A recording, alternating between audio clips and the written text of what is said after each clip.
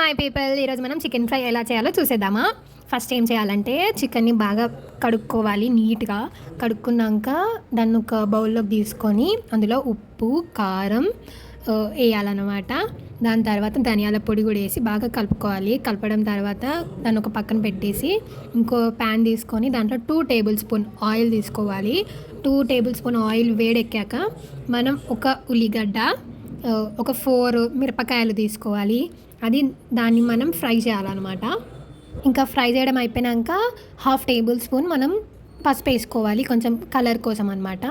తర్వాత ఇంకా అది అయ్యాక వెంటనే మనం చికెన్ని అందులో వేసేసేయాలి. మనం ముందు మిక్స్ చేసి పెట్టుకున్నాం కదా, అది డైరెక్ట్గా అందులో వేసేసేయాలి. వేసేయడం అయిపోయాక దాన్ని మొత్తం మిరపకాయలు, ఆ పసుపు అన్నీ ఆ చికెన్కి పట్టేలాగా మంచిగా కలపాలి. కలపడం అయ్యాక ఒక 5 మినిట్స్ మూత పెట్టేయాలి. మూత పెట్టిన తర్వాత మళ్ళీ మనం గరం మసాలా ఆ ప్యాకెట్లో హాఫ్ గరం మసాలా మనం వేయాలి. దాని తర్వాత దాన్ని మంచిగా మిక్స్ చేయాలి. మిక్స్ చేయడం అయిపోయాక నెక్స్ట్ మనము సేమ్ అదే ఎంతైతే ఆ ప్యాకెట్లో హాఫ్ తీసుకున్నామో గరం మసాలా, సేమ్ చికెన్ మసాలా కూడా అంతే తీసుకొని హాఫ్ వేసి మళ్ళీ మొత్తం పూర్తిగా మిక్స్ చేయాలి.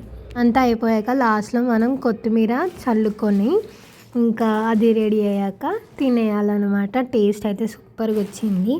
బ్యాచిలర్స్కి, కొత్తగా వంటలు నేర్చుకునే అమ్మాయిలకి చాలా బాగుంటుంది. నచ్చితే లైక్ చేయండి. బాయ్.